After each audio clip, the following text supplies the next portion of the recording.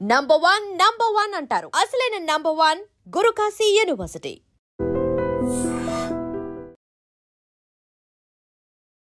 మేనమామను అత్యంత దారుణంగా హత్య చేసి పరారీ అయిపోయాడు మేనల్లుడు. ఈ ఘటన విజయనగరం జిల్లా బొండపల్లి మండలం కెరటంలో తీవ్ర సంచలనంగా మారింది.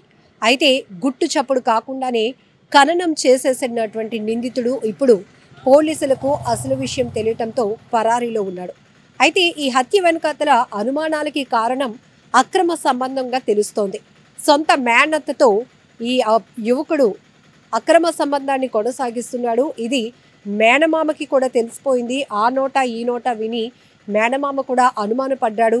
అడ్డుగా ఉన్నాడు, అడ్డు తొలగించుకోవాలి అనే ఒక దురుద్దేశంతో తాగిన మైకంలో ఉన్నటువంటి ఇద్దరు ఇదే విషయం పైన ఘర్షణ పడ్డారు అని కూడా స్థానికులు చెప్తున్నారు. అయితే ఈ మేనమామని గొంతు నులిమి హత్య చేసినట్టుగా కూడా పలు అనుమానాలు వ్యక్తమవుతున్నాయి. అయితే ఖననం చేసిన తర్వాత స్థానికులకు ఆల్రెడీ ఈ అక్రమ సంబంధం గురించి కొంత సమాచారం ఉండటంతో ఈ కుటుంబ సభ్యులకు కూడా ఆ కోణంలోనే అనుమానాలు రేకెత్తాయి.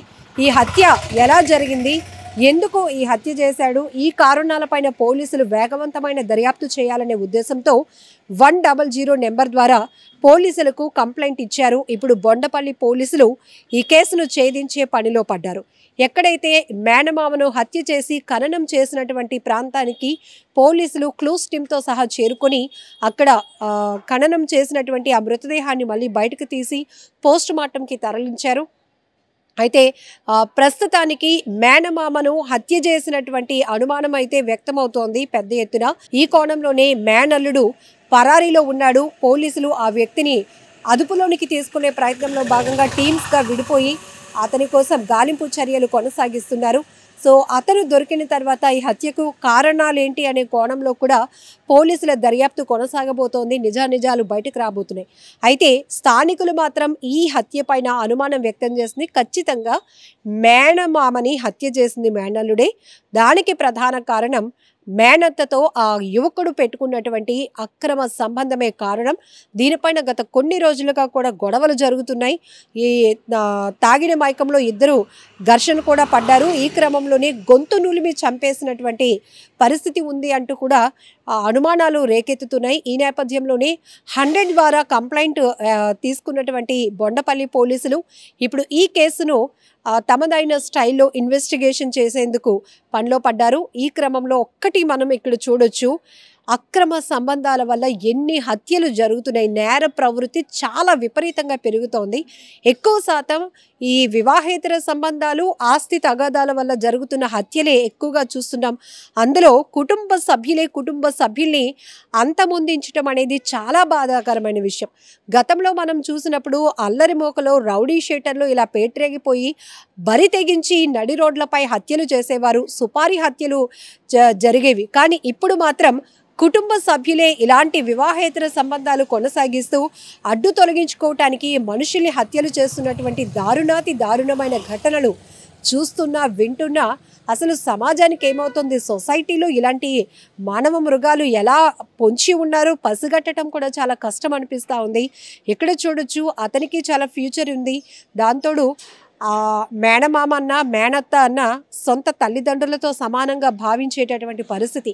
అలాంటిది మేనత్తతో అక్రమ సంబంధం కొనసాగిస్తున్నాడు. ఈ విషయంలో మేనమామని అడ్డు తొలగించుకోవటానికే ఈ హత్య చేశాడు. ప్రస్తుతానికి నిందితుడు పరారీలో ఉన్నాడు అనే కోణంలో పెద్ద ఎత్తున అనుమానాలు వ్యక్తమవుతున్నాయి. గ్రామం అంతా కూడా ఈ విషయం పైన తీవ్రంగా చర్చించుకుంటుంది. ఈ కోణంలోనే దర్యాప్తు చేయాలి అనేది కుటుంబ సభ్యులు కూడా వారికి వచ్చిన అనుమానాల నేపథ్యంలోనే పోలీసులకు అయితే కంప్లైంట్ ఇచ్చారు. 100 ద్వారా డైల్ చేసి పోలీసులకి తమ అనుమానాలు చెప్పడంతో ఇప్పుడు ఖననం చేసినటువంటి ప్రాంతం ఏదైతే ఉందో అక్కడికి వెళ్ళి ఆ పోలీసులు ఆ డెడ్ బాడీని బయటికి తీయించి మళ్ళీ పోస్ట్ మార్టంకి తరలిస్తున్నారు. నిజాలు నిగ్గు తేల్చే పనిలో ఉన్నారు బొండపల్లి పోలీసులు. ఏది ఏమైనా కూడా ఇలాంటి దారుణ ఘటనలు వినటానికి చూడటానికి కూడా చాలా బాధగా వింతగా అనిపిస్తూ ఉంది. ఎందుకంటే కుటుంబ సభ్యుల్ని మన మధ్యలో ఉంటున్న వాళ్ళే మరొకరిని హత్య చేయడానికి కారకులు అయ్యారు అంటే కాస్త షాక్లో ఉండాల్సినటువంటి పరిస్థితి.